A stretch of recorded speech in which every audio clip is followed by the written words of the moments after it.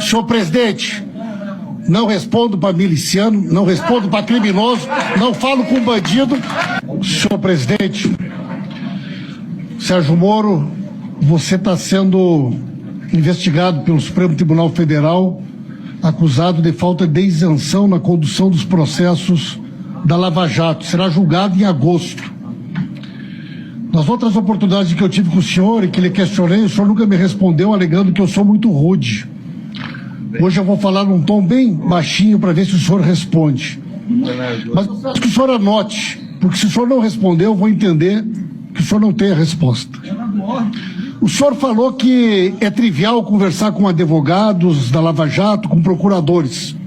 Primeira pergunta, quero que o senhor cite e nos mostre 5 advogados que o senhor conversou por Telegram durante o processo da Lava Jato, tirando fora a doutora Rosângela, Carlos Zuccolotto, Marlos Arnes e René Dotti, da acusação da Petrobras. 5 somente.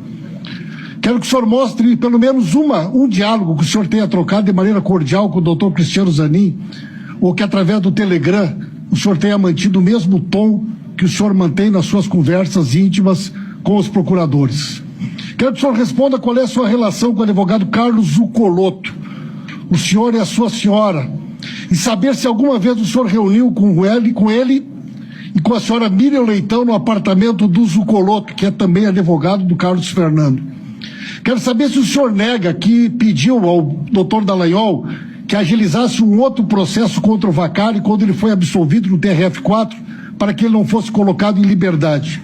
Quero saber se o senhor falou com o doutor Dallagnol solicitando que ele entrasse com um novo pedido de prisão contra o Marcelo Odebrecht, quando o advogado Nabor Bulhões pediu a soltura do Marcelo Odebrecht no Supremo Tribunal Federal. Quero saber se o senhor nega a reportagem da revista Veja, onde o senhor orientou testemunhas para o Ministério Público Federal, que foram procuradas pelo Ministério Público Federal e identificadas pela revista Veja. Quero saber se o senhor nega que foi convidado para ser ministro antes das eleições, conforme informou a sociedade brasileira, o vice-presidente da República, e em que data o senhor foi convidado para ser ministro, já que nós sabemos que isso ocorreu antes da eleição.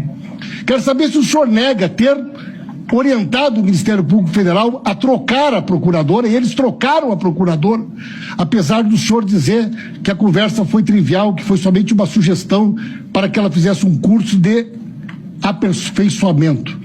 Quero saber se o senhor nega que o senhor grampeou o escritório de advocacia do doutor Roberto Teixeira, como já tinha grampeado escritórios de advocacia em outras oportunidades, e já foi inclusive advertido pelo Supremo Tribunal Federal e chegou a pedir desculpas para o ministro Teori Zavascki por essa sua atitude.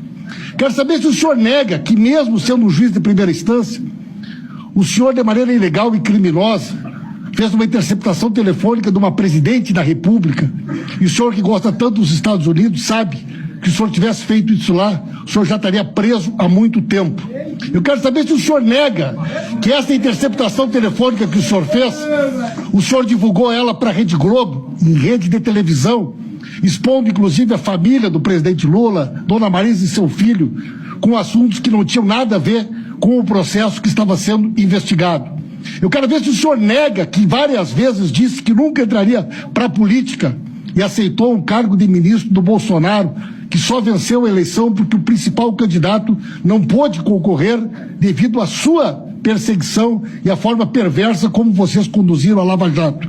Quero que o senhor nos diga aqui se alguma vez, após o senhor ter saído da 13ª Vara, o senhor manteve algum contato com a doutora Gabriela Hart sobre os assuntos que estavam sob sua responsabilidade.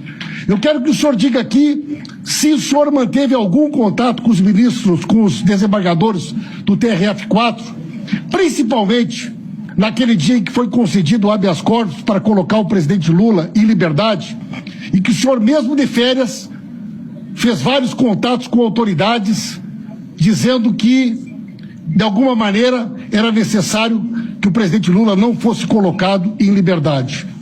Eu quero saber, senhor Sérgio Moro, se algumas destas questões que foram colocadas aqui por mim, de alguma maneira, são ofensivas ao senhor. E eu quero dizer mais, senhor. Do meu ponto de vista, o senhor cometeu um conjunto de crimes. Do meu ponto de vista, o senhor, doutor Dallagnol, constituíram de maneira perversa um esquema que, no início, até poderia ter o objetivo de ser uma investigação da Petrobras, e que, no decorrer do tempo, se transformou num projeto de poder, onde várias pessoas foram beneficiadas. O Léo Pinheiro, o genro, virou presidente da Caixa Econômica Federal. O senhor virou ministro da Justiça. Os procuradores achavam que iam administrar aquela bolada de bilhões de reais da Petrobras. Agora, eu sei que eu fiz muitas perguntas para o senhor, e eu sei que essa memória não é boa. O senhor várias vezes disse que tem dificuldade de lembrar coisas. Quem sabe o senhor, para acabar com essa celeuma, se as mensagens são verdadeiras ou não, faz uma manifestação formal ao Telegram. Faz uma manifestação formal, eu nem quero ver, mas possibilitando que as autoridades tenham acesso à quebra do seu sigilo bancário, do seu sigilo do Telegram, do seu sigilo de todo esse período. Ninguém quer saber nada da sua vida privada, nós queremos saber só da sua conduta durante esse processo, e que nós possamos saber se de fato o senhor tinha ou não uma conduta ilegal na condução desses processos.